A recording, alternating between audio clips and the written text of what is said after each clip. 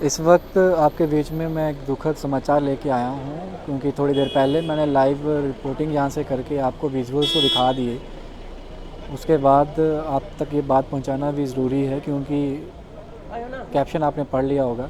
Reporting क्या करूँ इस पर मुझे कुछ समझ नहीं आ रहा, बट आपके तक ये बात पहुँचाना भी लाजमी और ज़रूरी बन गया है। तो लिहाजा मैं आप तक ये समाचार जो है, एक दुखद समाचार है जो है, वो पहुंचाने की कोशिश कर रहा हूं। और एक ही परिवार जिसमें बीवी, सास और ससुर, पहले ससुर, फिर सास और फिर बीवी को गोली मारकर उसकी का पति जो है वो फ़रार हो गया। हालांकि घर में बच्चे भी मौजूद थे, उन्होंने अपने आप को जो है किसी तरीके से बचाया और वो छिप गए, जिसकी वजह से वो बच गए। वो यहीं पे मौजूद हैं। मैं इस समय जीएमसी गवर्नमेंट मेडिकल कॉलेज में खड़ा हूँ, बख्शी नगर में। मैं बता दूँ, फ्लाई मंडाल का ये हादसा है, कुछ घंटे पहले का ये वाक़या है। मैं आपके साथ एक दुखद समाचार साझा कर रहा हूँ, जिसमें परिवार में मातम का साया जो है वह उमड़ा है। परिवार की आंखों से आंसू जो हैं वह छलक रहे हैं, आंसू रुकने का नाम नहीं ले रहे। यहाँ बेटा रो रो के उसका बुरा हाल है, वही उसके परिवार के अन्य सदस्य जितने भी हैं, दृश्यों में आपने देखा होगा, उनकी आंखों से भी आंसू जो हैं वह रुकने का नाम नहीं ले रहे। परिवार एक ही मांग पर डटा है कि हमें इंसाफ चाहिए। जिस शख्स ने पिछले काफ़ी दिनों से प्रताड़ित किया, अपनी बीवी को तंग किया और आज हमारे बीच में से हमारी बेटी को, हमारे परिवार के सदस्यों को छीन लिया, उस पर कड़ी से कड़ी कार्रवाई की जानी चाहिए। वहीं दूसरी तरफ पुलिस प्रशासन जो है वह मौके वारदात पर पहुंचा है और मौके वारदात पर पुलिस का कहना है कि पोस्टमार्टम के लिए बॉडीज़ को भेजना चाहिए। केस हम फायर कर लेंगे, एफआईआर हम जो है वो दर्ज कर लेंगे। परिवार को मनाने की जद्दोजहद जो है वो पुलिस की चल रही है। हालांकि परिवार वालों को समझाने की कोशिश करी गई, बट परिवार वाले एक ही बात पर डटे हैं कि परिवार के जो सदस्य जो आज हमारे बीच में नहीं हैं, उनका पोस्टमार्टम उनको यहाँ से तभी हिलाया जाएगा जब तक पुलिस अपनी कार्रवाई नहीं करती और उस शख्स को जिसने ये चीज़ करी, ये दुर्घटना करी, उसको हमारे बीच में नहीं लाया जाता ज़िंदा। परिवार वाले डटे हैं, परिवार वालों का बुरा हाल है रो रो कर।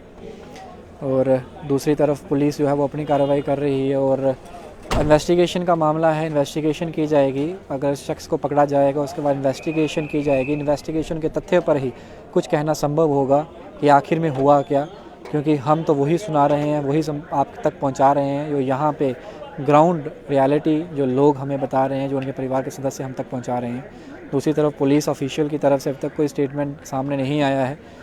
गिरफ्तारी की जाएगी, उसके बाद ही इन्वेस्टिगेशन की जाएगी। पूरा मामला इन्वेस्टिगेशन की निगरानी में जब किया जाएगा, उसके बाद तथ्य हमारे सामने होंगे, तब कहना कुछ लाजमी भी रहेगा। लेकिन दूसरी तरफ जो रियलिटी है वो यही है, 3 डेड बॉडीज़ जो हैं वो गवर्नमेंट मेडिकल कॉलेज में रखी गई हैं।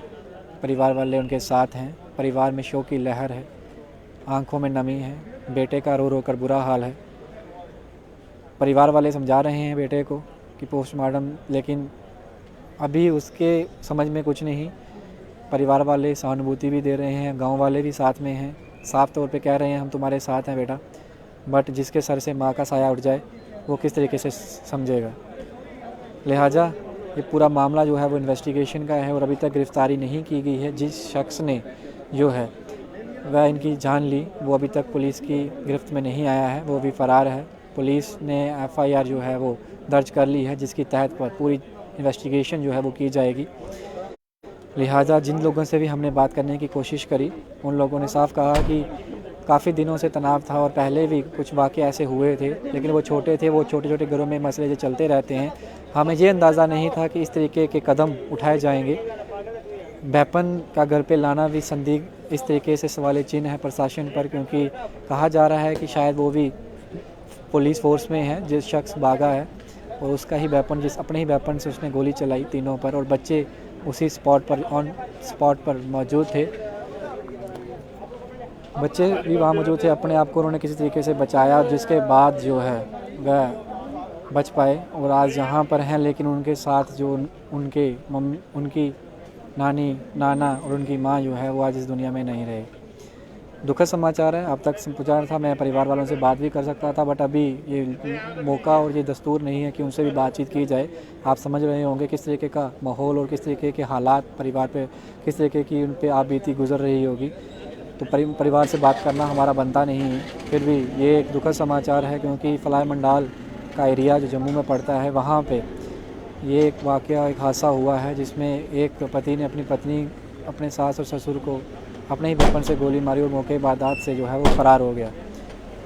इन्वेस्टिगेशन का मामला है, पुलिस अपनी इन्वेस्टिगेशन करेगी। इन्वेस्टिगेशन की दर्ज पर हमें पता चलेगा कि आखिर मामला क्या था, क्यों उसने ये चीज़ करी और क्यों उसने अपने ही परिवार के सदस्यों की, अपनी फैमिली की जान ले ली।